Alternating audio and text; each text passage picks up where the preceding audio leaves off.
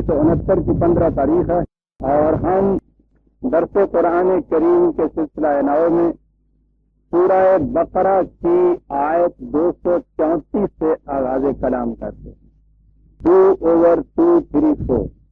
آپ کو یاد ہوگا کہ سابقہ آیات میں آئلی زندگی کے متعلق قرآنی احکام اور ہدایات بیان ہوتے چلے آ رہے ہیں۔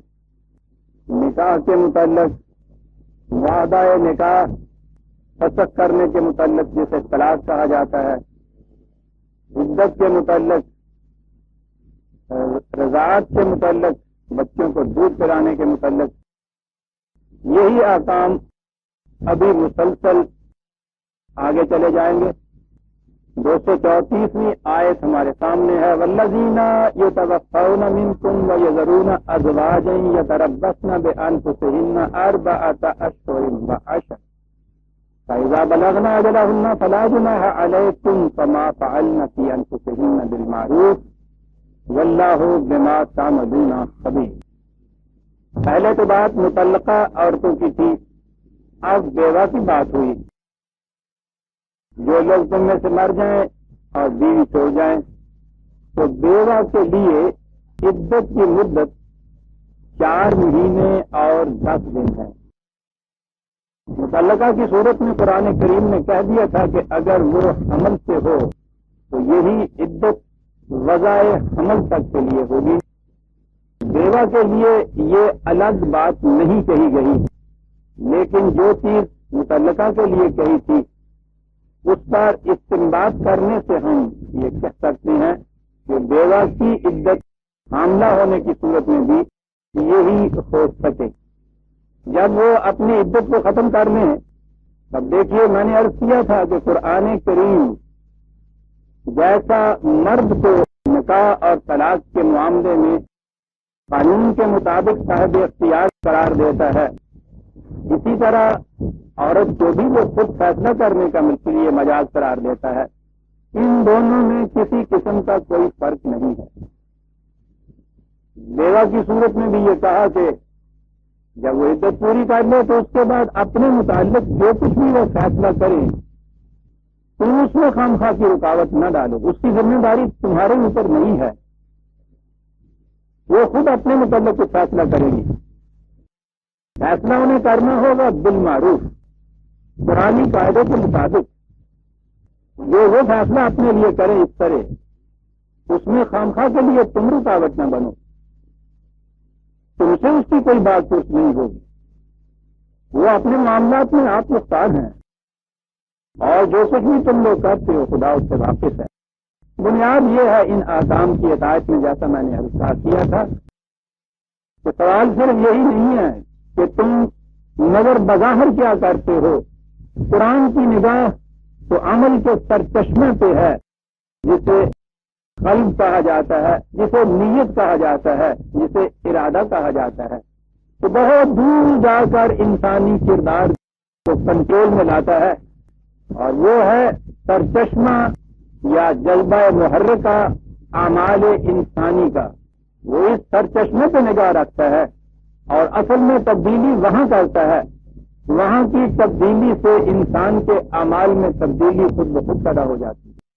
اسی لیے آپ دیکھیں گے کہ آیات تو خالص قوانین کی ہیں، قوانین کا اتباع تو مکینیکلی بھی ہوتا ہے اور عام طور پر ہوتا ہی مکینیکلی ہے، لیکن قرآن قانون کا اتباع بھی مکینیکل نہیں چاہتا، رسمی طور پہ نہیں چاہتا، غیر شعوری طور پہ نہیں چاہتا، کسی دور اور استبداد پر نہیں چاہتا، بلکہ وہ چاہتا یہ ہے کہ تم ان احکام و قوانین کی حکمت کو دل کی گہرائیوں میں محسوس کرو، پھر ان کی صداقت پر علی وجہ البصیرت یقین رکھو، پھر قانون مکافات عمل کو ہر وقت نگاہ میں رکھو اور اس میں یہ چیز بھی شامل کرو کہ مکافات عمل میں دل کے خیالات، نیت اور ارادے بھی شامل ہیں۔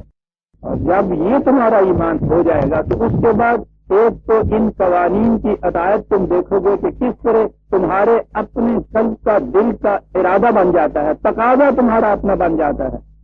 جیسے پانی پینا تمہارے پیاس کا تقاضا ہوتا ہے، وہ کوئی نہ جبر ہوتا ہے نہ استبداد ہوتا ہے، نہ تم مکینیکل کرتے ہو، اندر ایک تقاضا تمہارے پیدا ہوتا ہے کہ مجھے ایسا کرنا چاہیے، اور اس کے مطابق تم کرتے ہو تو وہ تقاضا پورا ہو جاتا ہے۔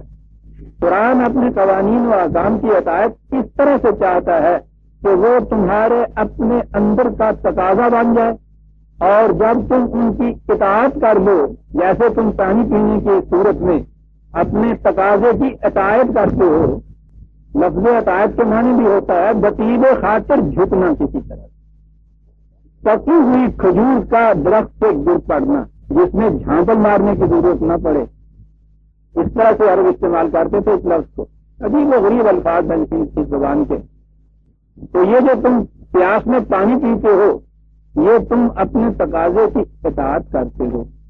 وہ کہتا یہ ہے، چاہتا یہ ہے کہ تم ان قوانین و احکام کی اطاعت اپنے اندر کے تقاضے کی روح سے کرو، مکینیکل قانون کی اطاعت نہیں۔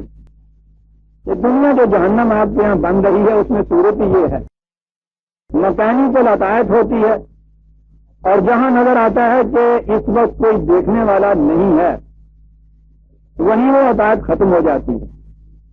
مکینیکل اطاعت سے ہوتا یہ ہے، لیکن یہ کبھی نہیں ہوتا کہ تمہارے اندر کا تقاضا ہو پانی پینے کا، اور اس صورت میں پھر یہ صورت تمہاری پیدا ہو جائے کہ تم دیکھو کہ کوئی دیکھنے والا ہے یا نہیں۔ قرآن اپنے احکام کی اطاعت اس طرح سے کرانا چاہتا ہے۔ وَلَا جُنَاحَ عَلَيْكُمْ فِيمَا عَرَّضْتُمْ بِهِ مِنْ خِطْبَةِ النِّسَاءِ أَوْ أَكْنَنْتُمْ فِي أَنفُسِكُمْ۔ انسانی تقاضوں پہ کیسی عمدہ نگاہ رکھتا ہو، کیوں نہ نگاہ رکھے؟ یہ تو اس کا کلام ہے کہ جس نے انسان اور اس کے تقاضوں کو پیدا کیا ہے۔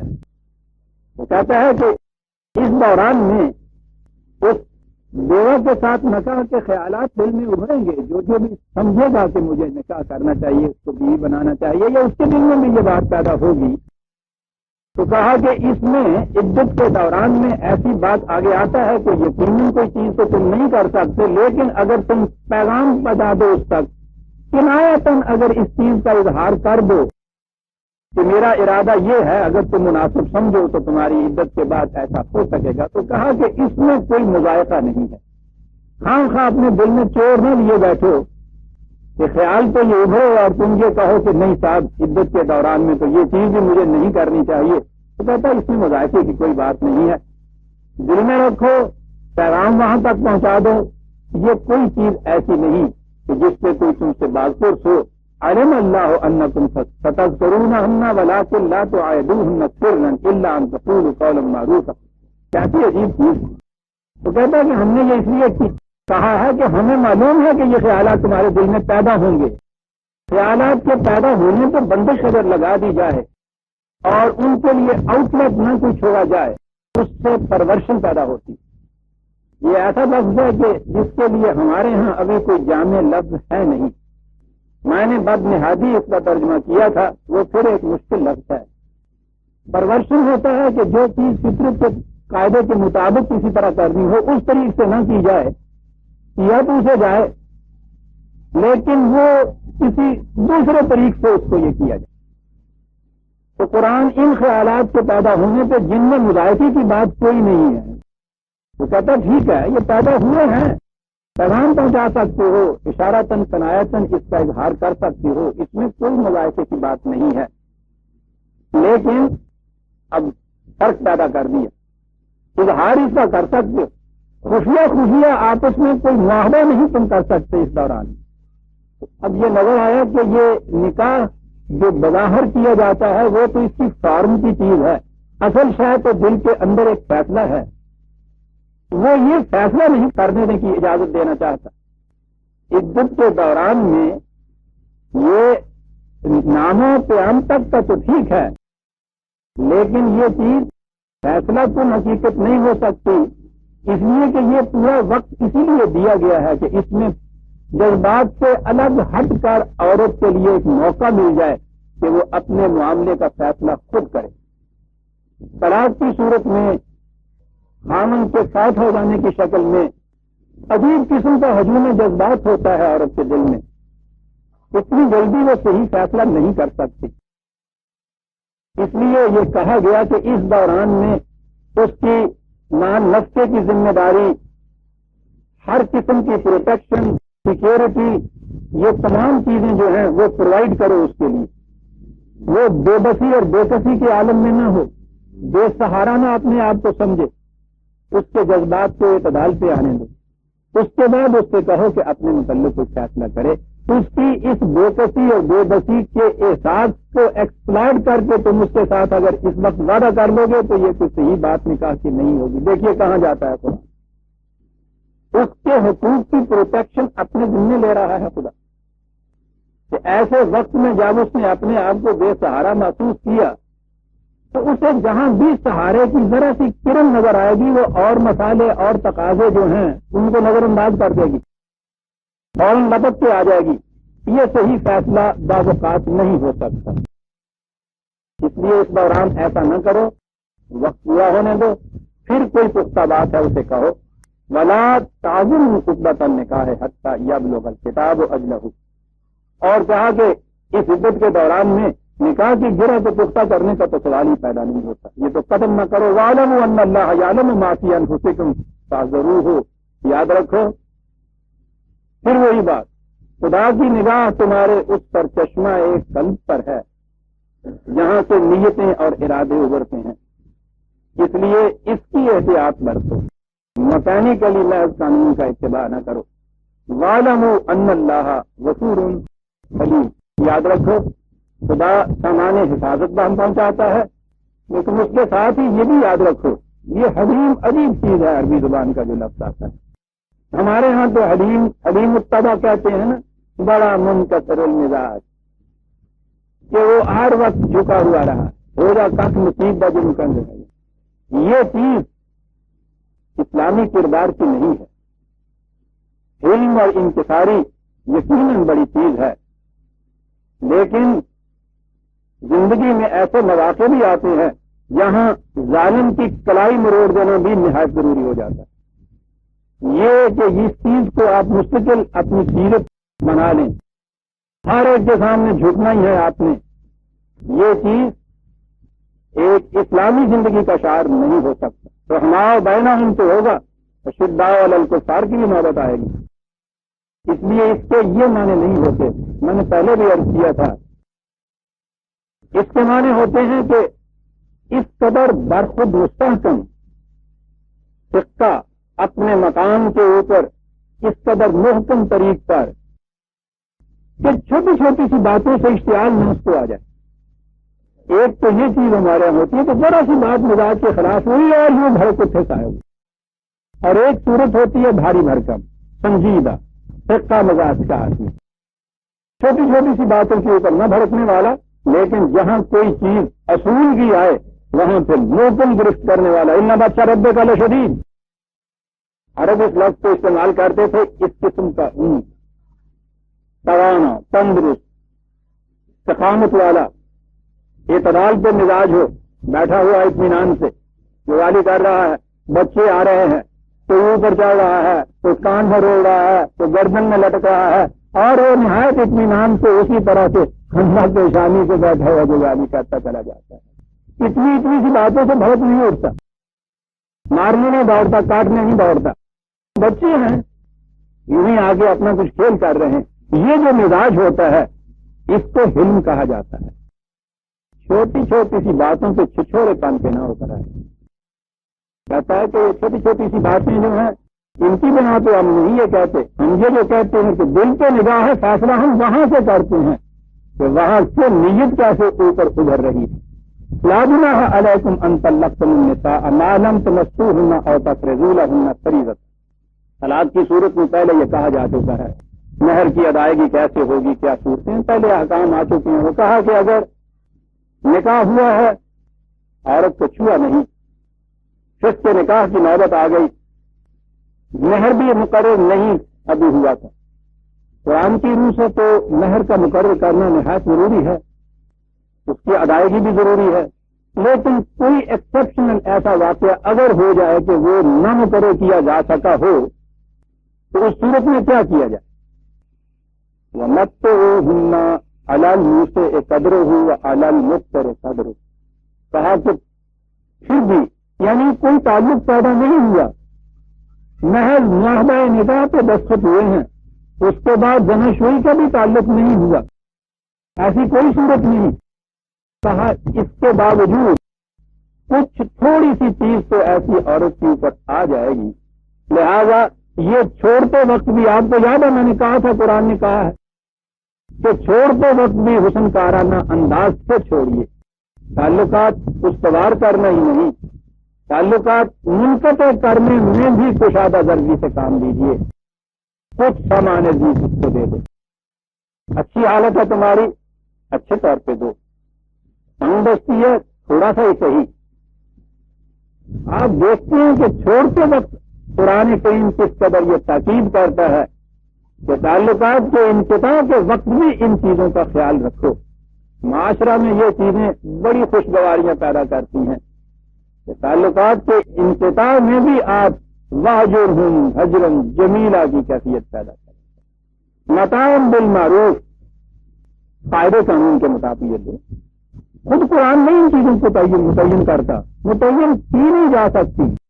قرآن قیامت تک کے لیے تمام نوع انسانی کے لیے ضابطۂ ہدایت ہے، ان چیزوں کا تعین زمانے کے تقاضوں کے ساتھ بدلتا رہے گا، اس لیے وہ اصول تو دیتا ہے، اصولوں کی جزیات خود متعین نہیں کرتا۔ ایک ابدی ضابطۂ قوانین کو ایسا ہی ہونا چاہیے، معروف فائدے قانون کے مطابق، حقاً علی المحسنین، یا ان کو کہا محسنین، مومن کے جو حسن کارانہ انداز سے زندگی بسر کرنے والے ہیں ان پر یہ چیز فریضہ ہو جاتی ہے کہ وہ ایسا کریں۔ وَإِن طَلَّقْتُمُوهُنَّ مِن قَبْلِ أَن تَمَسُّوهُنَّ وَقَدْ فَرَضْتُمْ لَهُنَّ فَرِيضَةً، وہ تو صورت ایسی تھی، معاہدہ نکاح کے بعد مس نہیں ہوا، طلاق کی نوبت آ گئی اور مہر مقرر نہیں کیا گیا، تو اس صورت میں یہ ہے کچھ سامان عزیز دے دو۔ مہر مقرر اگر ہو چکا تھا تو کہا کہ پھر اس کا آدھا مہر جو ہے وہ تمہیں دینا ہوگا، الا ان یعفو، یہ اور بات ہے کہ وہ عورت خود اس کو معاف کر دے، پورا چھوڑ دے، کچھ حصہ اس کا چھوڑ دے، تمہارے لیے ضروری ہے کہ تم وہ آدھا تو کام از کم دو، وہ تم پیش کر دو، وہ چھوڑ دو اور بات ہے۔ اور یا تو والذی بیدہ عقدۃ النکاح، یہ آیت کا ایسا ٹکڑا ہے جس کا غلط مفہوم ایک ایسی بنیاد بن گیا ہمارے ہاں جس میں بہت بڑی عمارت کھڑی کی گئی۔ عمارت یہ ہے جیسا میں پچھلے 2-3 درسوں میں بتا چکا ہوں، تصور ہمارے ہاں یہ ہے کہ نکاح کا معاہدہ تو ایک مرد اور عورت کی باہمی رضامندی سے ہو، اس میں عورت سے کوئی جبر نہیں کیا جاتا۔ قرآن نے کہا یہ حلال ہی نہیں ہے کہ کسی قسم کی کراہت کی صورت میں تم عورت کے مالک بن جاؤ، ہو ہی نہیں سکتا۔ یہاں تک تو سب مانتے ہیں کہ زبردستی نہیں یہ کیا جا سکتا، اس کی رضامندی نہایت ضروری ہے۔ طرفین میں یہ معاہدہ تو دونوں کی رضامندی سے ہوتا ہے، اس کے بعد اس معاہدے کے توڑنے کے سارے حقوق ہیں مرد کو تو دے دیے جاتے ہیں، جب جی چاہے اس 3 دفعہ اس نے کہا طلاق طلاق طلاق، معاملہ ختم، نہ کوئی اپیل، نہ کوئی وکیل، نہ کوئی جسٹیفیکیشن، نہ اس کے لیے کوئی ایکسپلینیشن، کچھ نہیں تھا۔ حاکم جو ہوا دروازہ جو ہوا، معاہدہ کر رہے ہیں حاکم صاحب ابھی اگر وہ ہاں نہیں کہتی ہے تو یہ معاہدہ ہو نہیں سکتا تھا۔ یوں اس نے ہاں کی اور اس کے بعد سارے حقوق اس کے پاس اس کو سخت کرنے کے، اور عورت نے اگر بیچاری نے یہ صورت اختیار کرنی ہو اس کے مظالم سے تنگ آ کر، تو 1000 طریقے اختیار کرے، وہ عدالت میں پہنچے، وہ مقدمے کرے، اور پھر وہاں جو کچھ ہوتا ہے آپ کو معلوم ہے۔ یہ ساری چیزیں میں پہلے بتا چکا ہوں، یہ ساری قرآن کے خلاف کہتے ہیں۔ صاحب یہ دیکھیے قرآن میں اور یا والذی بیدہ عقدۃ النکاح، یا تو عورت معاف کرے یا وہ جس کے ہاتھ میں نکاح کی گرہ ہے، کہتے ہیں دیکھیے صاحب نکاح کی گرہ تو مرد کے ہاتھ میں ہوتی ہے، دیکھا نا قرآن نے کہہ دی، یہ وہی ہے جو کہہ دیا لا تقربوا الصلاۃ، قرآن نے کہا ہوا کہ نماز کے قریب نہ جاؤ، اور تم ستارہ والی بات جو ہے وہ نہیں پڑھی جاتی، وہ جو میں نے پچھلی دفعہ بھی بتایا تھا، فانکحوا ما طاب لکم من النساء مثنی وثلاث ورباع، عورتوں سے شادی کر لیا کرو 2 2 3 3 4 4، یہ کالا ٹکڑا جو ہے وہ حضرت قرآن کے قوانین کو قرآن سے لینا چاہیے عزیزان من۔ یہ کیا چیز ہے؟ عورت خود معاف کرے یا یہ کون ہے جو دوسرا معاف کرتا ہے؟ آپ کو معلوم ہے، میں نے شروع میں بتایا تھا کہ قرآن نے تصریح کی ہے کہ اس معاہدہ کے فسخ کرنے کے لیے یہ آزادانہ طور پر نہ وہ مرد پہ چھوڑتا ہے نہ عورت پہ چھوڑتا ہے۔ وہ کہتا ہے کہ جو ہی آپس میں تعلقات میں کچھ تھوڑی سی کشیدگی واقعہ ہو تو معاشرے کے لیے ضروری ہے کہ وہ اس معاملے کو اپنے ہاتھ میں لے لے۔ یہ دونوں جذبات میں الجھ گئے ہیں، یہ نہیں طے کر سکے کہ بات آپس میں، بات بڑھتی چلی جائے گی، کسی تیسرے کا آنا ضروری ہو جائے گا۔ ایک حکم خامن کے گھر سے، ایک حکم عورت کی طرف سے۔ معلوم ہوا کہ ایک تیسری پارٹی ہے جو حکم مقرر کر رہی ہے، ایک ثالث اس کے اندر بیٹھے گا، معاشرے کی طرف سے ہوگا۔ معاشرے سے مراد پنچایتی سسٹم بھی ہو سکتا ہے، آپ کا عدالتی سسٹم بھی ہو سکتا ہے، جو بھی آپ کے یہاں موجود ہو، لیکن بہرحال ایک تیسرا شخص اس میں آئے گا جو پہلے مصالحت کی کوشش کرے گا، اور اگر مصالحت نہیں ہو سکے گی تو وہ پھر یہ اس نتیجے پہ پہنچے گا کہ ہاں یہ معاہدہ فسخ ہونا چاہیے۔ یہ ہے وہ شخص مجاز جس کے ہاتھ میں ہے اس نکاح کی گرہ۔ نکاح کی گرہ نہ مرد کے ہاتھ میں ہے نہ عورت کے ہاتھ میں ہے۔ قرآن کا بتایا ہوا سورہ نساء کے اندر یہ پوری تفصیل دی ہوئی ہے کہ یہ کرنا ہوگا معاشرے کو۔ وہی شخص ہے جو فیصلہ دیتے وقت پھر یہ سوچے گا کہ کس کی وجہ سے یہ ہو رہا ہے، کون بے قصور ہے، اس کو اس کے لیے کچھ معاوضہ بنایا جائے گا، بچوں کا کیا بنے گا، دودھ پلانے کی صورت کیا ہوگی۔ یہ تمام چیزیں اس کے ساتھ متعلق ہیں۔ نکاح کرتے وقت تو یہ چیزیں نہیں ہوتی ہو تو ان دونوں کے مابین جو شرائط طے ہوں گی نکاح نامے میں درج ہو جائیں گی۔ معاشرہ نہیں آئے گا، اس میں صرف یہ ہوگا کہ کوئی شرط قرآن کے خلاف نہ اس میں آئے، لیکن اس کے انقطاع کی صورت میں یہ دو ہی نہیں بلکہ اور بھی ساتھ اس کے متعلق ہیں جن کے حقوق کا تحفظ ضروری ہے، ان دو کے اس کے بعد کے حقوق کا تحفظ ضروری ہوگا۔ یہ کوئی تیسرا شخص کرے گا۔ قرآن عزیزان من یہ وہ ہے کہ جس نے یہ فیصلہ دینا ہے کہ ہم نے کوشش کر دیکھی باہمی مصالحت کی، مصالحت نہیں ہو سکتی، یہ معاہدہ کل عدم ہوگا، لیکن اس میں اب یہ چیزیں نظر آئی ہمیں، اس کی روح سے ہم سمجھتے ہیں کہ یہ کرنا ہوگا۔ وہ جو ہے نا کہ اگر عورت کی طرف سے یہ چیز آئی ہے تو وہ کہیں اس چیز کو مس یو ابیوز نہ کرے، اس چیز کو کہ آج اس نے مہر کا 2000 روپیہ وصول کیا، اگلے ہی دن اس نے یہ کہہ دیا کہ مجھے یہ رشتہ منظور نہیں ہے، 20,000 روپیہ لے کے دوسرے دن چلتی بنی۔ ابیوز تو ہوتا ہے نا قانون کا، وہ یہ دیکھے گا مرد زیادتی کر رہا ہے اور اس طرح سے اسے طلاق دے رہا ہے، جو کچھ دیا تھا وہ سارے کا سارا ضبط کر کے بیٹھ گیا ہے، پیسہ نہیں اس کو دیتا، وہ فیصلہ کرے گا۔ بچوں کے حقوق کس طرح سے ہوں گے، پیدا ہونے والے بچے کے حقوق کی کیا کیفیت ہوگی، قرآن یہاں تک جاتا ہے۔ یہ کوئی تیسرا شخص کرے گا، ثالث کہیے اس کو، عدالت کہیے اس کو، سرپنچ کہیے اس کو۔ یہ وہ ہے جس کے ہاتھ میں ہے نکاح کا عقدہ کہ عورت خود معاف کر دے، یا یہ شخص حالات کو دیکھنے کے بعد کسی نتیجے پہ پہنچے کہ نہیں اس میں سے اتنا اور کم ہونا چاہیے، وہ کر دے، یا یہ خود مرد یہ کشادہ نگہی سے کام لے۔ وَأَنْتَعْفُوا أَقْرَبُ لِلتَّقْوَىٰ یہاں آیا ہے یہ مرد کے متعلق، اس میں نہیں، اس آیت میں یہ ہے کہ اگر تم مردو تم خود کشادہ درسی سے کام لو، کہو کہ آدھا تم میں سارا دیتا ہوں صاحب، یہ تقویٰ سے زیادہ قریب ہے۔ فریضہ نہیں ہے، فریضہ تھا نصف کا، اب اس کے اندر عورت کام کر سکتی، عدالت مجاز کام کر سکتی ہے، مردوں سے کہا کہ پورا ہی دے دو، یہ تقویٰ سے زیادہ قریب ہے۔ وَلَا تَنْسَوُا الْفَضْلَ بَيْنَكُمْ دیکھو باہمی معاملات میں یہ جو تم کہتے ہو نا کہ ایسا اتنا بنتا ہے میں اس سے زیادہ کیوں دوں، اس نے کہا کہ اس بات کو مت بھولا کرو کہ ٹھیک ہے بنتا اتنا ہی ہے، کچھ تھوڑا سا کشادہ ورزی سے کام لوگے تو دیکھو کہ معاملات کس قدر زیادہ خوشگوار ہو جاتے ہیں۔ باہمی معاملات کے طے کرتے وقت اس کو نہ بھولا کرو، یہ جو زیادہ کچھ دے دینا ہوتا ہے عجیب خطوط کو معاشرے کو متشکل کیے چلا جاتا ہے۔ ان اللہ بما تعملون بصیر، پھر وہی بات کہ ٹھیک ہے یوں فارملی تو عدالت بھی ہوگی، ثالث بھی ہوگا، دو فریقین بھی ہوں گے، قانون بھی ہوگا، قانون کے تقاضے بھی، یہ سب برحق ہیں. بات تو ساری یہ ہے اندر سے وہ جذبہ کیا ابھرتا ہے. جذبہ باہمی تعلقات میں وہ جسے کہتے ہیں کہ اپنے انگبین میں شہد میں سرکہ نہ ڈال دو، تلخی نہ پیدا ہونے دو. دل کے اندر آپس میں قدورت اور انتقام کے جذبات نہ ابھرنے دو، کشادگی کے جذبات ہونے چاہیے. اتنا بنتا ہے اور لے لو کچھ تھوڑا. میں کہتا ہوں اتنا کر کے تو دیکھ، پھر دیکھو تعلقات کی کیفیت کیا پیدا ہو جاتی ہے دنیا میں. اس کے بعد ایک آیت آتی ہے، بڑی اہم آیت یہاں آئی ہے، عام طور پہ بڑی مشکلات پیدا کر رہے ہیں، حالانکہ کوئی مشکل نہیں. دیکھ رہے ہیں کہ نکاح، طلاق، عدت، بیوگی وغیرہ کے قوانین کا ذکر ہے. اس کے بعد بھی آگے پھر یہی ذکر ہے، والذین یتوفون منکم.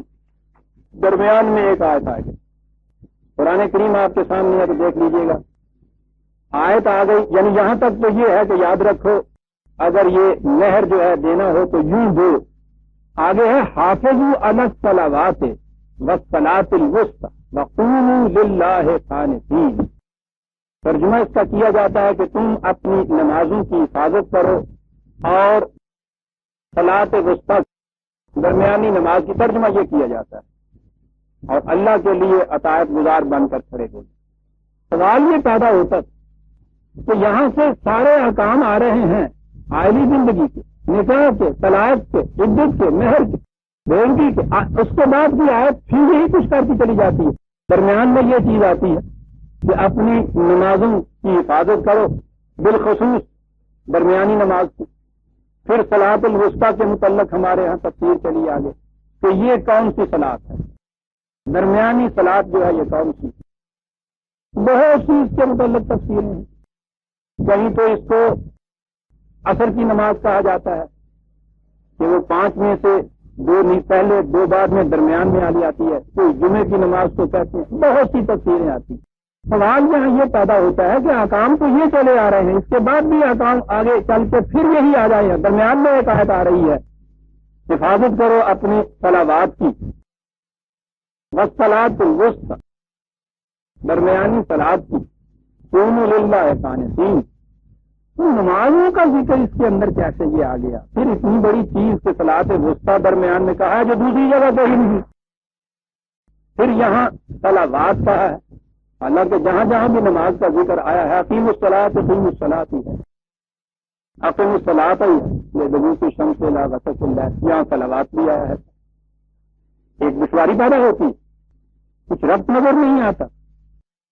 یوں چلتے چلتے درمیان میں نماز کا ذکر آ گیا. پھر آگے آ گیا ہے کہ بیوگان کی صورت میں یہ کیا کرو. کیا بات ساری یہ عزیزان من کہ ہم قرآن کے ایک لفظ کا ترجمہ ایک ہی کر دیتے اور ہر مقام پہ وہی ترجمہ کرتے چلے جاتے. ٹھیک ہے، صلاۃ کے مفہوم یہ اجتماعات میں جو کچھ مسجد میں کیا جاتا ہے جسے نماز عرف عام میں کہتے ہیں، یہ بھی اس کے معنی ہیں، لیکن یہ اس کے ایک معنی. جیسا کہ میں نے عرض کیا تھا، عربی زبان کے الفاظ یعنی قرآن کریم کے الفاظ مادوں کے اعتبار سے اس کے معنی متعین کیے جاتے ہیں. پھر قرآن کریم میں جہاں جہاں وہ چیزیں آتی ہیں وہاں دیکھا جاتا ہے. قرآن خود کہتا ہے کہ یہ طریقہ ہے، یہ عربی مبین کی کتاب ہے اور ہم تصریف آیات سے اس کے خود معنی متعین کرتے ہیں.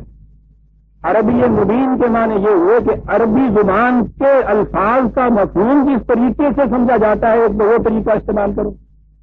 اور پھر یہ دیکھو کہ قرآن کریم میں یہ لفظ کہاں کہاں آیا ہے، کن معنی میں آیا ہے. بات سمجھ میں آ جائے گی. صلاۃ کے معنی بنیادی طور پہ یہ جو مادہ ہے اس کے معنی ہوتے ہیں کسی کے پیچھے پیچھے چلنا، الگ تواتر انتظام کے ساتھ، اس طرح کہ اس کے تمہارے درمیان کوئی تیسری چیز نہ آنے پائے. اتباع کرتے چلے جانا، کسی کے نقش قدم پہ چلے جانا، الگ تواتر کسی کے پیچھے پیچھے چلے جانا، یہ ہے بنیادی معنی اس کے. جیسا کہ میں نے عرض کیا تھا، ان کے ہاں ریس کورس میں، گھوڑ دوڑ میں دوسرے نمبر پہ جو گھوڑا ہو، پہلے والا نہیں ہے، دوسرے نمبر کا گھوڑا بشرطے کہ اس کی کیفیت یہ ہو کہ اس کی کنوتیاں اس کی پشت کے ساتھ ساتھ لگتی ہوئی برابر چلی جائے اور اسی طرح سے انتظام یہ گھوڑا چلا جائے اسے عربی زبان میں مسلی کہتے ہیں، اس گھوڑے کو آپ دعائیں مانگتے ہیں کہ اہدنا الصراط المستقیم، ہمیں صراط مستقیم کے اوپر چلنے کی ہدایت دے، اور وہ دوسرے مقام پہ کہتا ہے ان ربی علی صراط المستقیم، یاد رکھو میرا رب بھی صراط مستقیم پہ جا رہا ہے۔ اب مومن کی کیفیت کیا ہے؟ اسی صراط مستقیم کے اوپر رب جا رہا ہے، اسی صراط مستقیم کے اوپر یہ چلنے کی دعا کر رہا ہے۔ رب سے نہ یہ آگے بڑھ سکتا ہے، نہ اس کے دوش بسوش ہو سکتا ہے، اس کو اس کے پیچھے رہنا ہوگا، اس کا اتباع کرنا ہوگا، لیکن اتباع اس قسم کا کہ زندگی کے کسی ایک فاصلہ ہی فاصلہ زیادہ نہ ہو جائے ان کے درمیان، جسے مسلی کہتے ہیں۔ ایسا کرنے کو صلاۃ کہتے ہیں۔ تو یہ تو ایک گرافیکل مثال ہو گئی نا۔ ایسا ہوا کیا؟ وہ تمام فرائض منصبی جو اس نے مقرر کیے ہیں تمہارے لیے، وہ تمام وظائف حیات کے جو تمہارا مقصد ہے، تمہارے مسئلہ کے حصول کے جتنے بھی طور طریقے ہیں جو اس نے مقرر کیے ہوئے ہیں، ان سب کا اتباع کرتے چلے جاؤ، انتظاماً اتباع کرتے چلے جاؤ۔ ایسے نہیں ہے کہ کبھی فلیش آیا تو اتباع کیا اور اس کے بعد پھر کلما اضاء اللہ مشافی واذا ظلم ادام خام، بجلی کی چمک ہے، ذرا سی روشنی ہوئی 2 قدم چل رہی ہے، اندھیرا ہو گیا پھر کھڑے ہو گئے ہیں، کہتا یہ بات نہیں ہے، یوں چلو جیسے مسلی گھوڑا چلتا ہے۔ صلاۃ تو یہ معنی ہے زندگی کے لیے جو کچھ بھی اس نے وظائف حیات فرائض منصبی مقرر کیے ہوئے ہیں، انتظاماً ان کے پیچھے چلتے چلے جانا ہے۔ انسان تو یوں نہیں چلتا، کائنات کی دوسری چیزیں جتنی بھی ہیں وہ ساری اسی طرح سے چلتی۔ اپنا فریضہ منصبی وظیفہ زندگی کس طرح سے وہ جنون کے ساتھ پورا کرتے ہیں، آپ کو بھی اس کا تجربہ ہوگا۔ مجھے تو 3 مہینے سے گزشتہ تجربہ ہو رہا ہے۔ میرے کمرے کے اندر ایک تصویر ہے، یہ چڑیاں جو ہیں آج کل ان کے وہ گھونسلے بنانے کا وقت آیا ہوا ہوتا ہے، مارچ اپریل سے شروع ہو جاتا ہے۔ این اس زمانے میں کوئی ایک چڑیا کوئی ایک چڑا وہ آپس میں معاہدہ کر لیتا ہے اور اس کے بعد وہ اپنا گھونسلہ بناتے ہیں تاکہ اس میں وہ انڈے دے کے اس میں بچے پیدا کریں۔ آپ کو معلوم ہوگا کہ ان کی دیوانگی اور جنون کا عالم کیا ہوتا ہے۔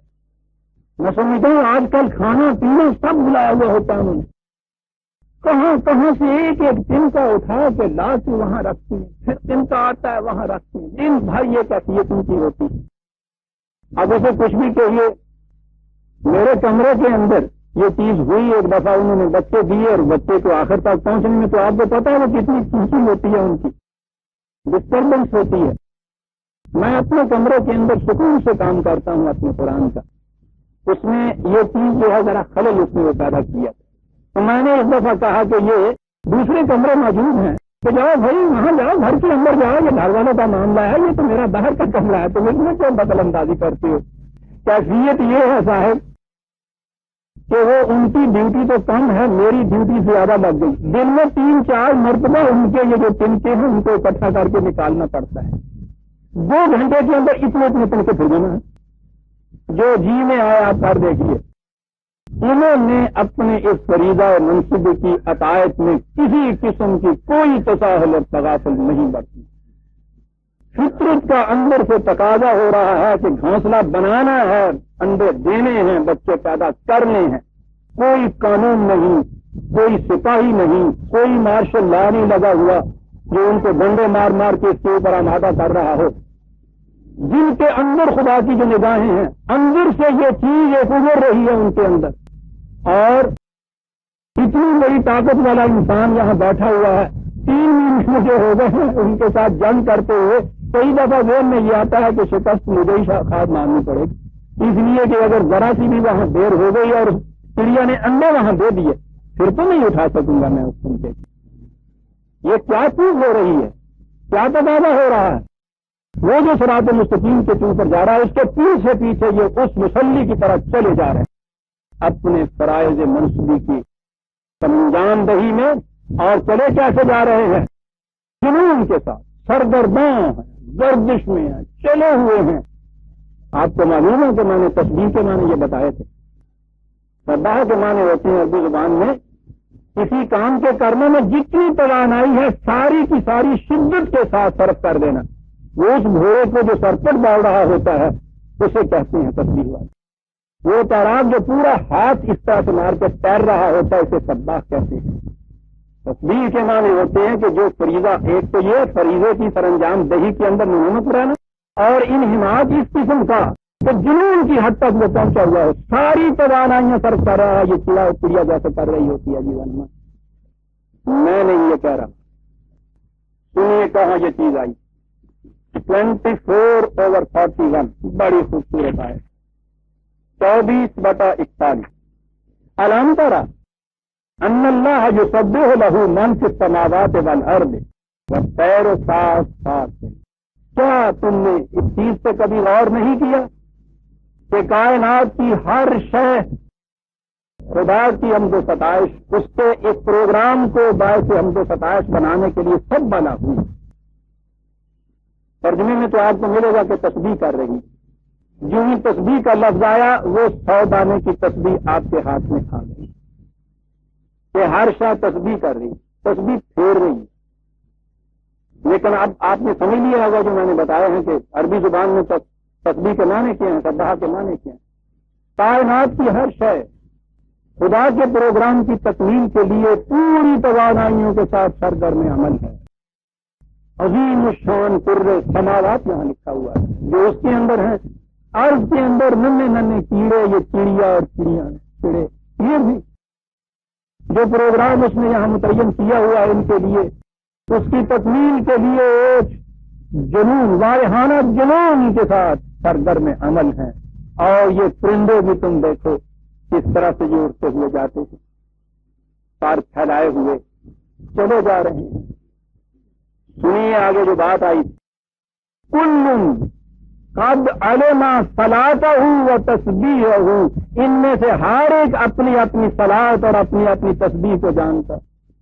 عزیزان مان، نہ تو یہ وہ صلات کرتے ہیں جسے ہم صرف نماز کہتے ہیں، کبھی نہیں دیکھا ہم نے کہ وہ اس طرح سے نماز پڑھ رہے ہیں، نہ یہ اس وقت تسبیح پھیرتے ہیں جس کو ہم تسبیح کہتے ہیں۔ یہ کیا چیز ہے؟ ان میں سے ہر ایک اپنی صلات اور اپنی تسبیح کو جانتا ہے۔ واللہ علیم بما یفعلون، تم تو بعض اوقات ہنستے ہو گے کہ یہ کیا کر رہے ہیں، ہم جانتے ہیں یہ کیا کر رہے ہیں۔ ان میں سے ہر ایک اپنی اپنی تسبیح و صلات جانتا ہے، اپنی اپنی صلات اور تسبیح۔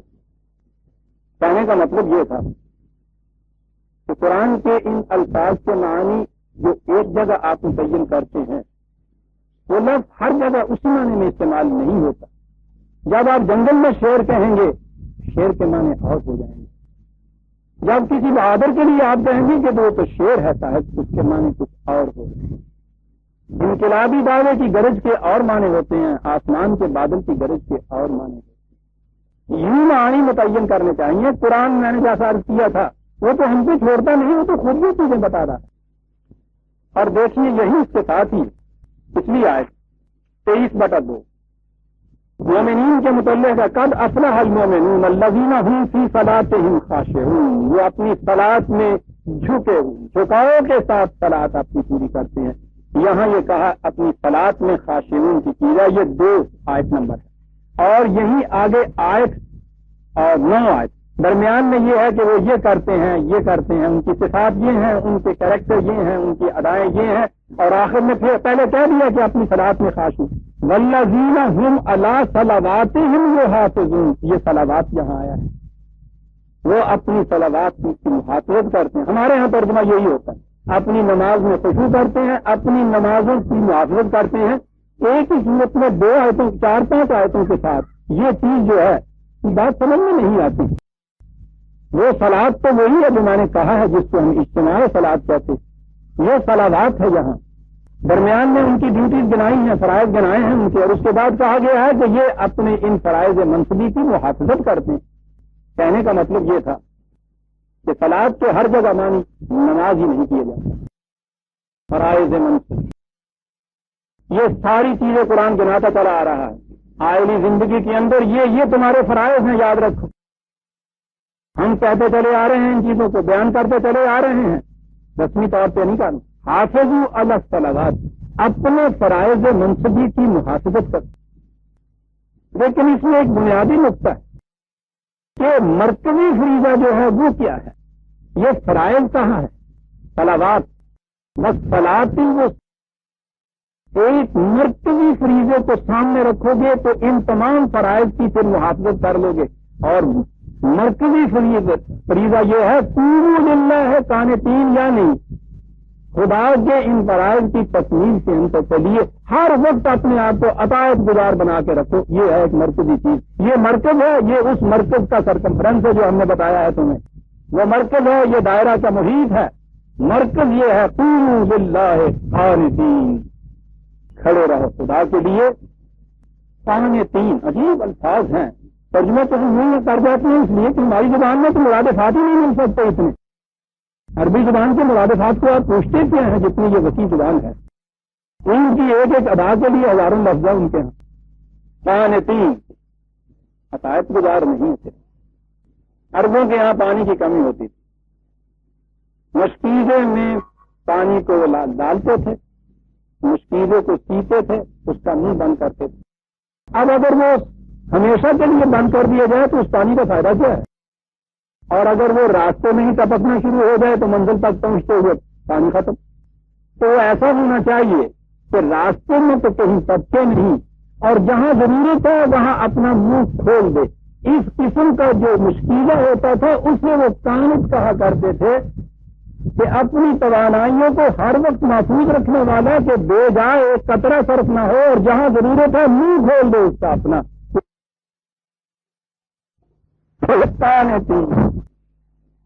یہ ہے صلاۃ وسطیٰ، یہ ہے مرکزی فریضہ. اپنی تمام صلاحیتوں کو، اپنی تمام توانائیوں کو، اپنی استعدادوں کو، استطاعتوں کو، قابلیتوں کو محفوظ رکھو. بڑی قیمتی متاع ہے تمہاری. ایک قطرہ بھی جو جگہ پہ نہ ٹپکنے پائے.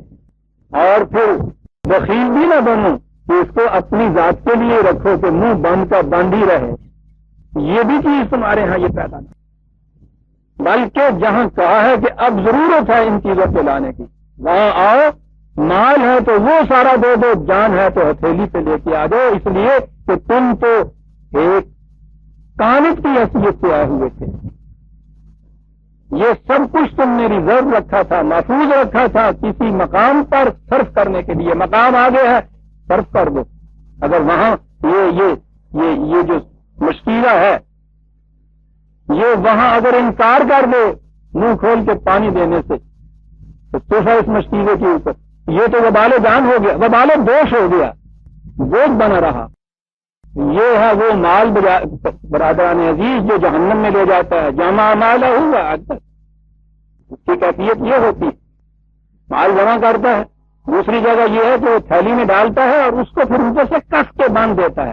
کس کے باندھنے کے معنی یہ ہے کہ جہاں ضرورت ہوتی ہے کھولنے کی وہاں بھی نہیں کھولتا. کس کے باندھو، بے جا مقام کے اوپر ایک قطرہ نہ گرنے پائے. یہ اسراف ہوگا. پھر لفظ آتا ہے تو نہیں چاہتا آگے بڑھنے کو زیزان مان. اس میں تو کشش اتنی ہے قرآن کے الفاظ میں. اسراف، مصرفین وہ کہتا ہے نا کہ یہ بڑی بری بات ہے شیطان کے بھائیوں. اسراف کیا ہوتا ہے؟ کنویں سے پانی دیا جاتا ہے کھیت، اس کے لیے ایک نالی بنائی جاتی ہے، 8 کے انسان جاتی ہے، پانی اس میں سے جاتا ہے. تو آپ نے دیکھا ہوگا کہ وہ کسان ہر وقت کئی موبے پہ لگتے تھے، پھرتا رہتا تو آڈا دے موڈ کیا کرتا ہے تو دیکھتا ہے کہ درمیان میں سے ذرا سی بھی اگر اس میں سے وہ پانی یوں ذرا گیا ہے فوراً اس کو یہاں باندھ دیتا ہے. پانی تو کنویں سے اس نے نکالا تھا زمین میں دینے کے لیے. یہ کیا کر رہا ہے کہ وہ زمین میں جا رہا ہے، یہ باندھ رہا ہے کہ یہاں نہ جائے. یہاں دینے کا مقصد نہیں تھا، آج وہاں پہنچانے کا مقصد. یہ جو راستے میں پانی اس آگ وچوں دوسرے پاسے تر جاتا ہے اسے اسراف کہتے ہیں عربی زبان میں. پانی بھی ہے، زمین بھی ہے، کام بھی اس کا یہی ہے، لیکن یہاں ضرورت نہیں. یہاں ضرورت ہے وہاں پورے کا پورا اس کے اندر چلا جا رہا ہے، وہ اسراف نہیں ہے. یہ ہے اسراف. اس کے مقابل میں قانت ہے، قانتین ہے، جمع رکھا ہوا ہے پانی، جہاں ضرورت ہے اس کی مشکلہ منہ کھول دیتا ہے. سقائے سلیم کہتے ہیں. وقول اللہ قانتین. اب سمجھ میں آ گئی بات. درمیان میں یہ ٹکڑا کیا آیا ہے، احکام اور قوانین کی تفصیل دی جا رہی ہے، تاکید کی جا رہی ہے. درمیان میں آیا ہے حافظوا علی الصلوات والصلاۃ. وہ دیکھنا فرائض منصبی کی محافظت کرو اور اس مرکزی فریضے کو کبھی نظر انداز نہ ہونے جاؤ، اور وہ ہے وَقُومُوا لِلَّهِ قَانِتِينَ فَإِنْ خِفْتُمْ فَرِجَالًا أَوْ رُكْبَانًا، کیسی بھی کیفیت کی حالت کیوں نہ ہو، امن کی حالت ہو، خوف کی حالت ہو، پیدل چل رہے ہو، سواری پہ چلے جا رہے ہو، زندگی کے کسی مقام میں، کسی طریق میں، کسی پروگرام میں بھی تم کیوں نہ ہو، قُومُوا لِلَّهِ قَانِتِينَ، یہ آیا تھا تو یہ ہے نا قرآن نے جو مومنین کے متعلق کہا، 3/190 نکالیے 3/190۔ دیکھیے مومنین کی صفات آ رہی، ان فی خلق السماوات والارض واختلاف اللیل والنہار لآیات لأولی الالباب، یاد رکھو تخلیق ارض و سما، اختلاف لیل و نہار میں صاحبان عقل و بصیرت کے لیے حقیقت تک پہنچنے کی بڑی نشانیاں ہیں۔ کون ہے صاحبان عقل و بصیرت جن کے لیے ان چیزوں میں حقیقت تک پہنچنے کی نشانی ہے؟ الذین، وہ لوگ یذکرون اللہ قیاما وقعودا وعلی جنوبہم، وہ کہ جو کھڑے بیٹھے لیٹے کروٹوں پر ہر وقت قانون خداوندی کو اپنے سامنے رکھتے ہیں، یعنی یتفکرون فی خلق السماوات والارض، کائنات کی تخلیق میں غور و فکر کرتے رہتے ہیں، اور اس کے بعد ایک ایک چیز کا تجزیہ کر کے سائنٹیفکلی اس نتیجے پہ پہنچتے ہیں کہ ربنا ما خلقت ھذا باطلا، اے ہمارے نشو و نما دینے والے، تجھ نے کائنات کی کسی شے کو بھی باطل پیدا نہیں کیا ہے۔ یہ ہے جو ذکر کرتے ہیں، یذکرون اللہ۔ آپ کو بتا دیں ہمارے یہاں ذکر کے معنی کیا ہوگا؟ ذکر کرتے ہیں خدا کا، کھڑے بیٹھے لیٹے چلتے پھرتے ہر وقت ان کے سامنے یہ حقیقت رہتی ہے۔ ذکر کے معنی ہوتا ہے کسی حقیقت کو اپنے سامنے رکھنا۔ یہ ہے وہ چیز جو کہا کہ قُومُوا لِلَّهِ قَانِتِينَ فَإِنْ خِفْتُمْ فَرِجَالًا أَوْ رُكْبَانًا، کوئی بھی ایسا شعبہ، کوئی بھی ایسا مقام نہیں کہ جس میں تم اس چیز کو نظر انداز کرو گے، قانتین تم نہیں رہے، خوف ہے تو خوف کی عالم کے اندر قانتین رہے۔ فَإِذَا أَمِنْتُمْ فَاذْكُرُوا اللَّهَ كَمَا عَلَّمَكُم مَّا لَمْ تَكُونُوا تَعْلَمُونَ، پھر جب سکون کا عالم ہو جائے تو اس طرح سے قانون خداوندی کی نگہداشت کرو، اس کو سامنے لاؤ جیسا کہ تمہیں بتایا گیا ہے۔ لیکن زندگی یہ ہے فَلَا تَمُوتُنَّ إِلَّا وَأَنْتُمْ مُسْلِمُونَ، زندگی کے آخری سانس تک ان قوانین کے سامنے سر تسلیم خم کرتے رہو۔ یہ کہا اور کہا وَالَّذِينَ يَتَوَفَّوْنَ مِنكُمْ وَيَذَرُونَ، آگے پھر وہی بات، اور یاد رکھو کہ جو تم میں سے مر جائے اور پھر اپنے پیچھے بیواؤں کو رکھ جائے، دیکھا آپ نے؟ اب رب سمجھ میں آیا قرآن کا؟ میں نے عرض کیا تھا نا کہ ہمارے ہاں تو ایک تصنیف میں جتنی بھی برائیاں معائب نقائص ہو سکتے ہیں، معاذ اللہ معاذ اللہ، وہ سارے خدا کی اس کتاب میں بتائے جائیں۔ مجمل ہے، مفصل نہیں، مبہم ہے، بات سمجھ میں نہیں آتی، 18 علوم چاہیے ایک آیت کو سمجھنے کے لیے، ربط نہیں ہے اس کے اندر، یعنی اندازہ لگائیے۔ ہر ایک کو اپنی اپنی انٹرپریٹیشن دے سکتی ہے، جس کے جو معنی چاہے اس میں سے نکال سکتا ہے۔ سوچیے عزیزان من، جیسے کہ میں نے پہلے بھی کئی دفعہ کہا، یعنی اگر میری کسی کتاب کے متعلق آگے کوئی یہ کہے کہ تمہاری کتاب تو ایسی ہے، سب اٹھا کے پھینک دوں باہر اس کے بعد، اور کبھی بھی اس کے بعد قلم نہ ہاتھ میں لوں، کتاب ہے یہ، جس کی کیفیت یہ ہے، اور جس کتاب کی کیفیت یہ ہے کہ وہ خالق کائنات اتنی ہزار لاکھوں سال کے سلسلہ رشد و ہدایت کے بعد ایک کتاب عظیم دیتا ہے، اور جس کے متعلق وہ کہتا ہے کہ یہ ہم نے اپنی آخری تصنیف ہے جو تمہیں دے دی۔ وہ جو کہا کرتے ہیں کہ تیرا کشید و دستک قلم کشید خدا، تو یہ لکھا اور اس کے بعد قلم رکھ دیا، اب اس سے میں بات کو اور کچھ نہیں دیتا۔ اس کتاب کے متعلق یہ کہا جاتا ہے، رنتی نہیں، یہ گرنتھ صاحب ہوں گی، تیرے دماغ میں بت خانہ ہو تو کیا کرے، ربط نہیں۔ دیوان من جنہوں نے ربط دیکھی ہیں انہوں نے تو کائنات کے اندر یہ کیفیت دیکھی ہے کہ وہ امریکہ کے نیو یارک میں بیٹھے ہوئے چاند پر اترنے والوں سے وہ ربط قائم کرتے ہیں کہ باتیں بھی آپس میں ہو رہی ہیں، تصویریں بھی منتقل ہو رہی ہیں۔ ربط کا تو یہ عالم ہے، لہو خورشید کا تپے اگر ذرے کا دل چیرے، کائنات تو ربط کے اوپر قائم ہے۔ یہ تو ربط کے سلسلے میں اگر ایک سیکنڈ کے 100 ہزاروں کروڑویں حصے کا ٹائم میں، ایک ذرے کے کروڑویں حصے کا اسپیس میں اگر کہیں بے ربطی ہو جائے تو سارا سلسلہ کائنات تہس نہس ہو جائے گی. یہ تو ربط سے سب کچھ چلتا ہے. لیکن چونکہ ہماری اپنی بھی زندگی بے ربط ہے اس لیے ہم ہر جگہ بے ربطی نظر آتے ہیں. ٹھیک، یہ ہماری ذہن کی بے ربطی ہے جس سے ہم اس میں ربط نہیں نظر آتا. ورنہ میرے ساقی نے عطا کی ہے نئے بے درد و صاف. رنگ جو کچھ دیکھتے ہو میرے پیمانے کا ہے. بس رنگین پیمانہ دے کے کہتا ہے کہ شراب نہیں ہے. پورے پیمانے کی رنگت ہے یہ جو اس میں سڑک گئی ہے. یہی مصفہ لو تم دیکھ کر اس کے اندر کہیں ذرا سا بھی تقدس اور بے رنگی نظر آئے گی. اپنے اندر ربط پیدا کرو. ربط کیا ہے؟ توحید پر ایمان ربط ہے عزیزان ایمان. شرک بے ربطی پیدا کرتا ہے. ہزار بت بڑا دماغ میں رکھے ہوئے اور اس کے بعد رب تلاش کر رہے. دو آنکھوں کے نوکر کی زندگی میں ربط نہیں رہتا. برادران میاں بیوی مزاج کے مختلف ہو، نوکر بیچ میں الجھ کے پھنس گئے، پھر دیکھو ہوتا کیا اس غریب کی حالت. سوچو دن بھر اس کی زندگی کے ربط کو تلاش کیسے کرو. بے ربطی ہمارے اندر. الزام ہر جگہ دیتے. اب یہاں اگر مجھے آگے کہے اور کسی مصنف سے کہے وہ ذرا ہو ذرا کرے دماغ کا تو وہ تو بخار پھینک رہے گا. وہ اعلامیہ ہے. غریب کی جوڑی صاحب کی بات جو جی میں آئے اس کی کتاب کو کہہ لیجیے. لیکن عزیزان من یہ بات نہیں کہ جو جی میں آئے کہہ لیجیے. بات یہی ہے میرا تھپو اس کا ڈر یوں محسوس ہوگا، اس کی سوجن دکھائی دے گی. اس کا پڑا ہوا تھپڑ جو ہے پھر کونوں کے کونوں کا وہ حلیہ بگاڑ دیتا ہے. اس کی کتاب کو بے ربط کہنے والوں کی اپنی ساری زندگی بے ربط ہوگی. آپ کی ساری تاریخ بے ربطی کا مجموعہ ہے عزیزان من، بجوز اس تھوڑے سے عرصے کے جس میں آپ کی زندگی میں توحید نے ربط پیدا کیا ہوا. ہر قائم ربط باہم سے ہے، تنہا کچھ نہیں. موج ہے دریا میں اور بیرون دریا کچھ نہیں.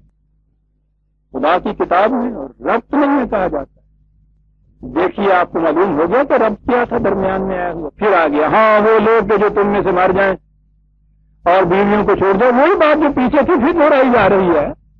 اب رب سمجھ میں آ گیا نا درمیان میں کیوں یہ اس چیز کو لایا ہے کہ مکانی کے لیے ان قوانین کا اتباع نہ پیچھے چلے جانا. قوموا للہ قانتین.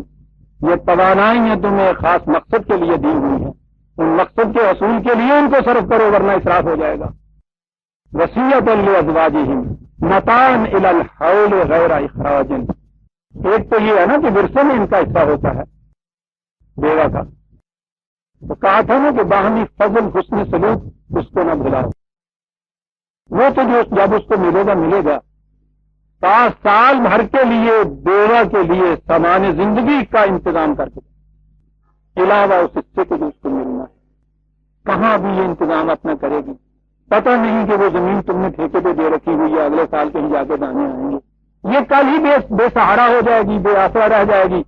قرآن عزیزان مان ایک ہی چیز یاد رکھیے، وہ کسی انسان کو زندگی میں بے سہارا نہیں ہونے دینا چاہتا. تو جو ہی کوئی بے سہارا ہوا شرف انسانیت گیا اس کا. وہ بیوہ کو محسوس نہیں ہونے دینا چاہتا کہ کچھ بگڑا ہے. جس انداز سے یہ گھر میں آج جی رہی ہے کہا کہ وصیت کر کے جاؤ کہ سال بھر تک کم از کم اسی شکل کے اندر رہے گی. خود نہ رہنا چاہے اور بات ہے. فَإِنْ خَرَجْنَا فَلَا جُنَاحَ عَلَيْكُمْ فِيمَا فَعَلْنَ فِي أَنفُسِهِنَّ مِنَ الْمَعْرُوفِ. خود چلی جانا چاہتی ٹھیک ہے، تم کو کوئی اس کا الزام نہیں ہے، کوئی حرج نہیں ہے اس کا. اور پھر اپنے متعلق جو کچھ وہ سوچتی ہیں ٹھیک ہے، وہ مختار ہیں، تم ان کے حاکم اور دروگا نہیں ہو. واللہ عزیز حکیم.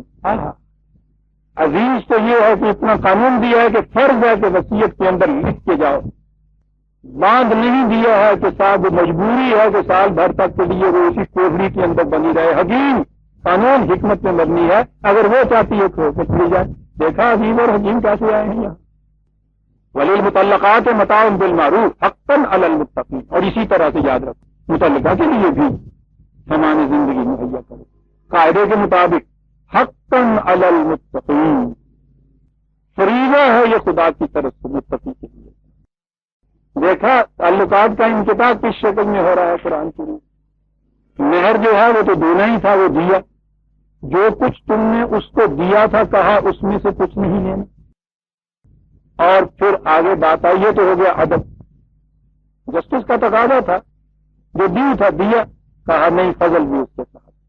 فضل بھی حقاً علی المتقین، یہ اگلا درجہ آتا ہے قانون کی اطاعت کا، کہ صرف فارمیلٹی آبزرو نہیں ہوتی، قانون تو اتنے میں بھی ہو جاتا ہے پورا.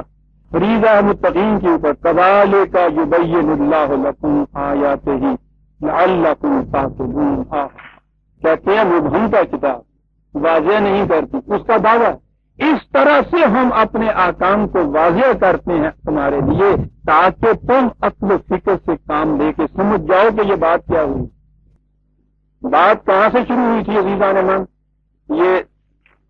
یہ جو قوانین تھے ازدواجی زندگی کے 221 پیچھے چلیے بات چلی آ رہی تھی. ام حسبتم ان تدخلوا الجنت ولما یاتکم مثل الذین خلوا من قبلکم، کیا سمجھتے ہو تم یوں ہی جنت میں داخل ہو جاؤ گے یہ کہنے سے کہ ہم اس کے محبوب کی امت ہیں، اور تم ان لفظوں میں سے نہیں گزرو گے، ان دشوار گزار گھاٹیوں میں سے نہیں گزرو گے کہ جنہوں نے کیفیت یہ پیدا کر دی تھی کہ تزلزل آ گیا تھا رسولوں کی اور ان کی جماعتوں کے دلوں کے اندر. کیا تم سمجھتے ہو کہ اس کے بغیر ہی گزر جاؤ گے؟ اور پھر اس کے بعد یہ چیز اس نے کتب علیکم القتال کہا تھا. تم تسبیح پھیرنے والوں کی اور صرف نقل کرنے والوں کی جماعت نہیں ہو، تم وہ جماعت ہو کہ تم میں سے ہر شخص کو جنگ کے لیے ہر وقت تیار رہنا ہوگا.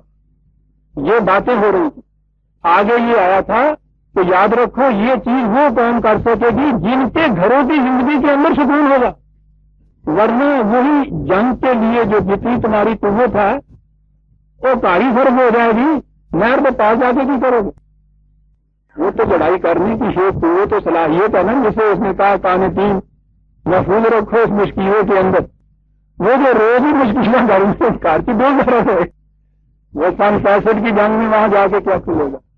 یہاں یہ کہا تھا کہ یاد رکھو یہ چیز وہ قوم کر سکے گی جس کی روزمرہ کی زندگی، اور روزمرہ کی زندگی میں گھر کی زندگی، اس میں سکون ہوگا. وہ قوم ہے جن کے اندر اعتدال ہوگا، بیلنس پرسنالٹیز ہوں گی. یہ وہ قوم ہے کہ معاملات اپنے حکمت سے طے کرے گی، سمجھ بوجھ سے طے کرے گی، اور جب وقت آ جائے گا میدان جنگ کا تو پورے سکون قلب سے وہاں جائے گی. وہاں جا کے بھی اپنا دماغ نہیں کھو دے گی، ہوش و حواس نہیں کھو دے گی. پتا ہے آپ کو قرآن کریم نے جو کہا ہے کہ بدر کی جنگ میں جو قریش کو شکست ہوئی ہے تو اس کے بعد یہ اپنے گھر میں جا کے بیٹھیں گے، کمیٹیاں بٹھائیں گے، یہ سوچیں گے انکوائری کمیٹی کے بعد کہ ایسا کیوں ہوا تھا. تو کوئی کچھ کہے گا، کوئی کچھ کہے گا، لیکن بات اصل میں یہ ہے کہ یہ وہ قوم تھی انہم قوم لا یفقہون، جنہوں نے میدان جنگ میں غور و فکر سے کام نہیں لیا تھا. میدان جنگ میں یہاں خالصتاً کہتے ہیں جذبات ہی کھیلتے ہیں، لیکن ایک اچھے جرنیل سے پوچھیے وہ تو کہتا ہے کہ اگر وہاں بھی کسی وقت جذبات جو ہے غالب آ جائیں تو شکست ہو جاتی ہے. ہم نے کہا تھا کہ میدان جنگ میں تفقع سے کام لینے والا جو ہے وہ کامیاب ہو. تفقع سے کون کام لے گا؟ جس کا دماغ توازن ہوگا، متوازن ہوگا. جس کے گھر میں سکون نہیں، جس کے معاشرے میں سکون نہیں، اس کا دماغ متوازن کیا رہے گا؟ وہ تو سال بھر آپس میں لڑتا رہتا ہے، اور جتنا یہ زیادہ عبادت گزار بنتا ہے اتنا زیادہ لڑنے والا ہوتا ہے. جی نا، آپ دیکھیے گا جن کو ذہن ہوتا ہے اپنی فارمل عبادتوں کا، ہر وقت ماتھے کے اوپر جفر کے نقشے بنے ہوئے ہیں. اور روزے میں تو جیسا میں نے عرض کیا تھا، گرمی کے زمانے کے روزے تھا، عصر کے وقت میں یہ فکرہ تو آپ اکثر سنتے ہوں گے نا کہ میں نے ایسے پوچھنا کہ میں روزے نہ لاگا. جن کی عبادتیں ان کو یہ کچھ کر دیتی ہوں کہ جو قریب سے جائے وہ شاٹ محروس. عزیزان من، ان سب چیزوں کا جتنی قرآن نے کہی تھی اس کا مقصد یہ تھا ایک متوازن شخصیت، ایک بیلنس پرسنالٹی اس کے اندر، اور وہ نہیں پیدا ہو سکتی ہے گھروں کے اندر سکون کی زندگی اگر ہو. یہ وجہ تھی قرآن نے جنت میں داخلے کے متعلق قتال کو، جہاد کو شرط قرار دیا. جہاد میں کامیابی کے لیے معاشرے میں عائلی زندگی کے اندر سکون کو پہلی شرط قرار دیا. جب یہ کچھ کہہ دیا تو کہا کہ آؤ اب تمہیں بتائیں. غور کرو ایک واقعہ کے اوپر ایک تھی قوم، وہ قوم کون سی تھی؟ سوچئے، سورت ببین حالم میں تو کہا کیفیت یہ تھی، خرجوا من دیارہم وہم الوف حذر الموت. عجیب چیز کہہ گیا. میں نے عرض کیا کہ اس کو وہاں سے ملائیے گا جہاں کہا تھا اس نے کہ جنت میں جانے کا طریق میدان جنگ ہے، میدان جنگ میں کامیابی گھروں کا سکون ہے.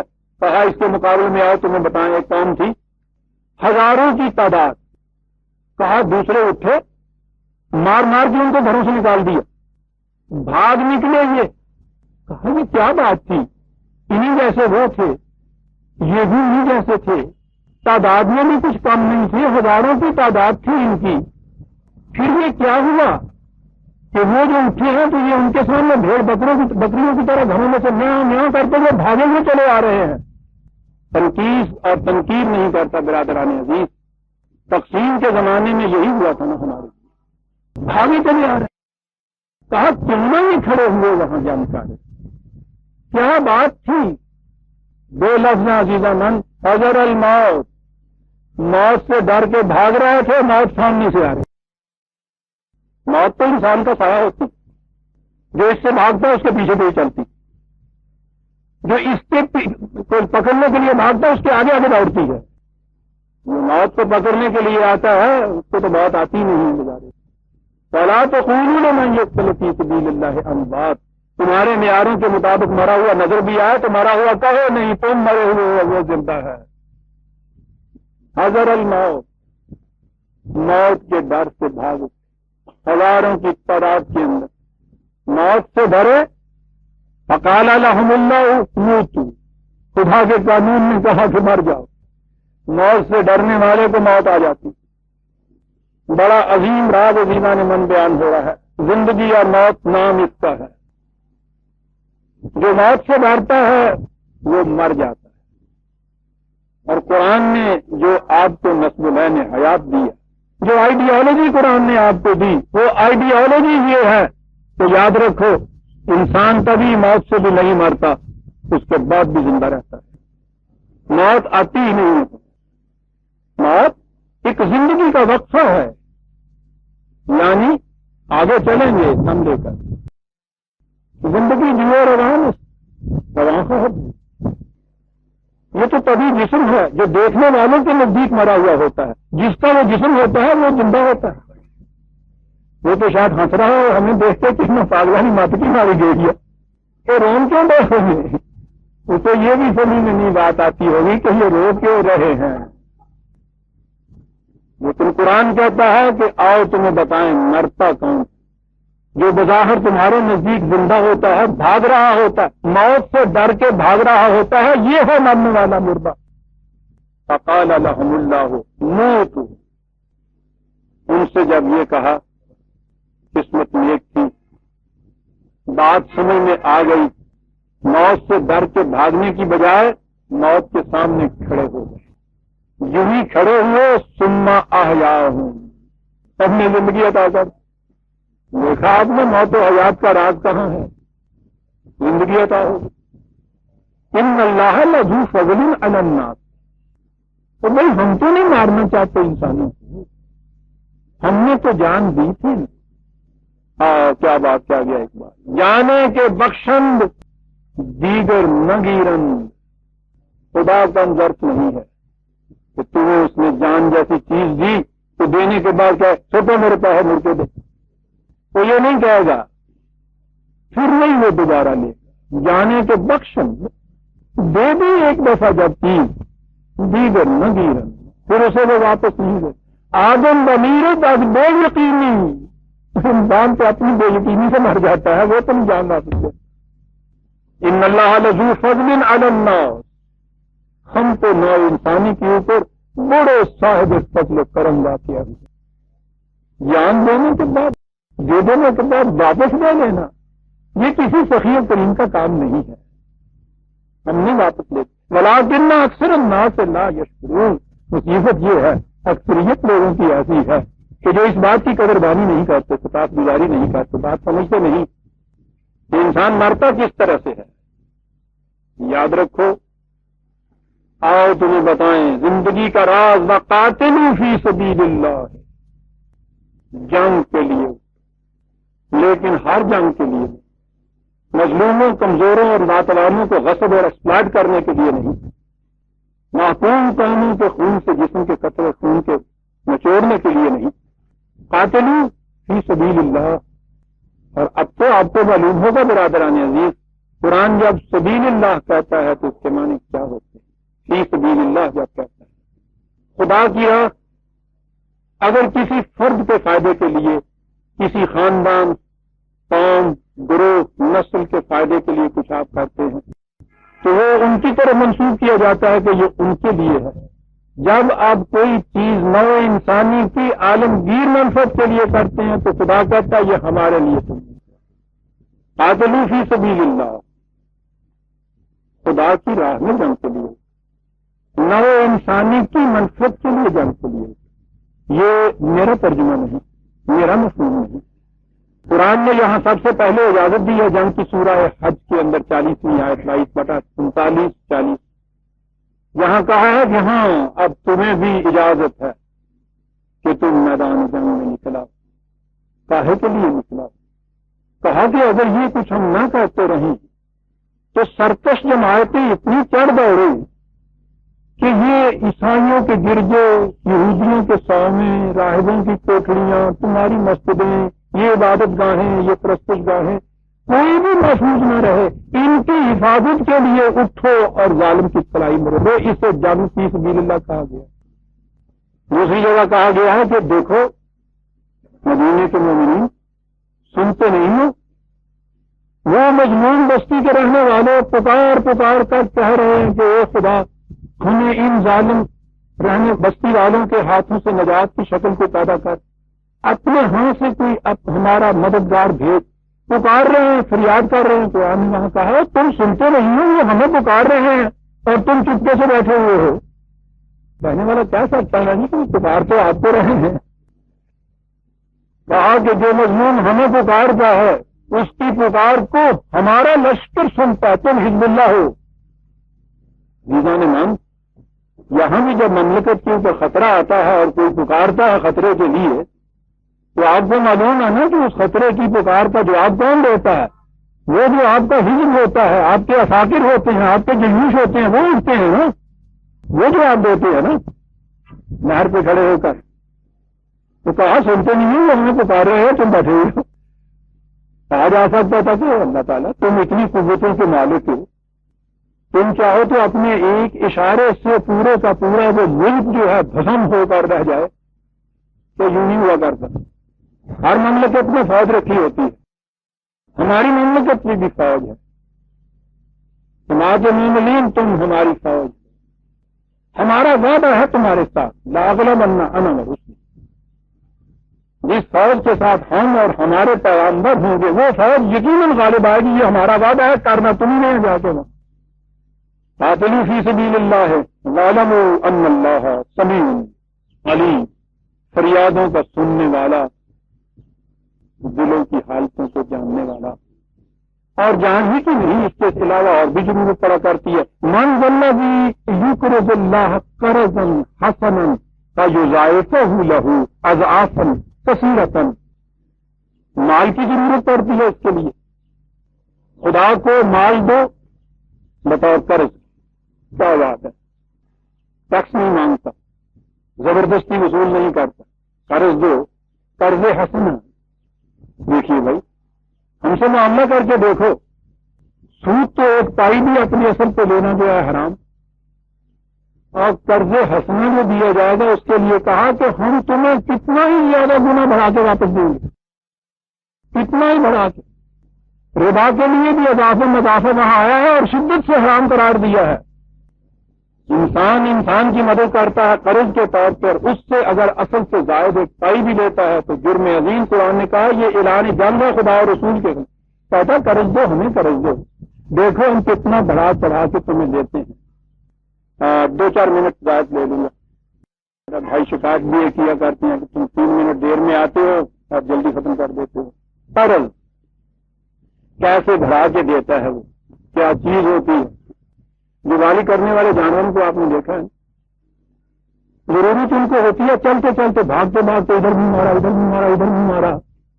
اگر کیفیت ان کی یہ ہو کہ منہ مارا اور اس کو ہماری طرح سے نوالا چبایا چبا کے نگلا, نگلنے کے بعد پھر دوسرا نوالا منہ میں لیا تو وہ تو منہ کو مار دینا چاہے, پیچھے وہ لگا ہوا ہوتا کسان.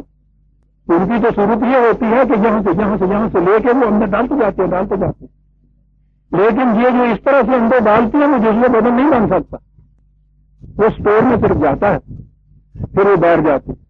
اس اسٹور میں سے پھر اندر سے آؤں کر کے آپ کو پتا نا اتنا بڑا گولا لیتے منہ میں رکھتے پھر اس کو وہ چباتے پیستے اور اس پیسنے کے بعد وہ جو اتنا سا گولا بظاہر جس میں سے کچھ ذرا سا نکلنے تھا یہ بھی اس کے ساتھ یہ زبان منہ کا لعاب بھی ملتا ہے, پستا ہے, یہ سارے کا سارا جزو بدن بنتا ہوا چلا جاتا ہے.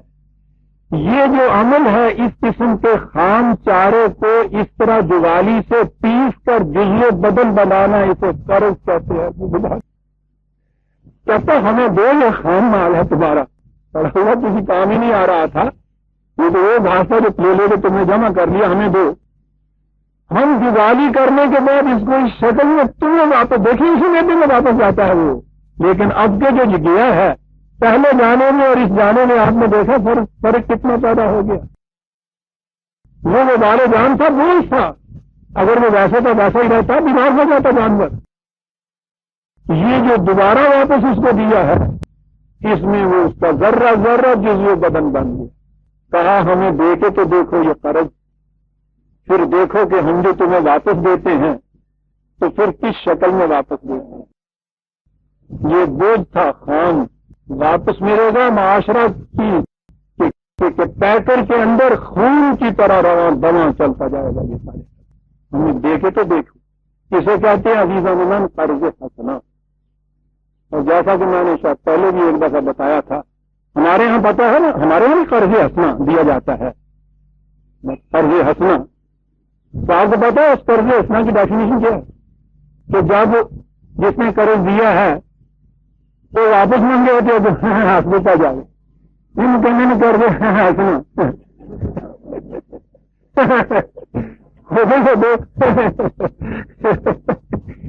کی کرنا قرض حسنا یعنی لے کے دینے کی نیت ہی نہیں ہے. پھر اس کے بعد بینک سے لیا ہوا ہے تو پتا ہے کہ مہینے کے بعد 6% 10% پڑ جائے گا.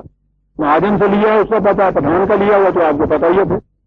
لیکن ایک یہ قرض حسنا ہوتا ہے جس بیچارے نے ایک پائی نہیں لینی اس کے اوپر, تو اس کی صورت یہ ہوتی ہے کہ واپس ملے تو قرض حسنا ہوتا ہے. وہ خدا کا قرض حسنا اس طرح سے واپس ملتا ہے. عزیزان من دو لفظ آئے ہیں, واللہ یقبض, لوگ بھی لیتے ہیں تو داد والا بھی لیتا ہے, یقبض ہو قبضہ کرتا لیتا ہے, خدا بھی لیتا ہے. واللہ یقبض لیتا ہے, یہاں تک تو یہ ٹھیک ہے کامن. یبسط اور بڑھا کر لوٹاتا ہے, لیتا وہ بھی ہے. دو لفظ, واللہ یقبض و یبسط, لیتا ہے بڑھا کر لوٹاتا ہے. وَإِلَيْهِ تُرْجَعُونَ, اور بات یہ ہے کہ تمہارا ہر قدم اسی کی طرف اٹھتا ہوا چلا جاتا ہے. یاد رکھو, زندگی چاہتے ہو تیار رکھو اپنے آپ کو ہر وقت میدان جنگ میں جانے کے لیے, اور اس سے بیشتر امن کی صورت میں مال اپنا اس مقصد کی صرف کرتے چلے جاؤ. جو دیتے چلے جاؤ گے یہ نہ سمجھو کہ تم سے ضائع ہو گیا, ایک ایسی آسانی کو قرض دے رہے ہو کہ جو بہت کچھ بڑھا کے لوٹائے گا. زندگی کا راز اسی کے اندر ہے. یہ مال جو اس وقت یا کاغذوں کی شکل میں یا دھات کے ٹکڑوں کی شکل میں تمہارے پاس ہے, معاشرے کے لیے جزو حیات بن کے لوٹ آئے گا تمہاری طرف. ایسا کرو گے زندگی مل جائے گی, ایسا نہ کرو گے تو کیا ہوگا. کہا آؤ تمہیں تاریخ میں سے ایک واقعہ سنائیں کہ جنہوں نے ایسا نہیں کیا تھا ان کے ساتھ کیا ہوا تھا. یہ واقعہ ہمارے پاس 246ویں آیت سے شروع ہوگا اور آگے جائے گا. بنی اسرائیل کی زندگی کا ایک اہم واقعہ, اسے ہم آئندہ لیں گے. آج وقت ہو گیا. ربنا تقبل منا انک انت السمیع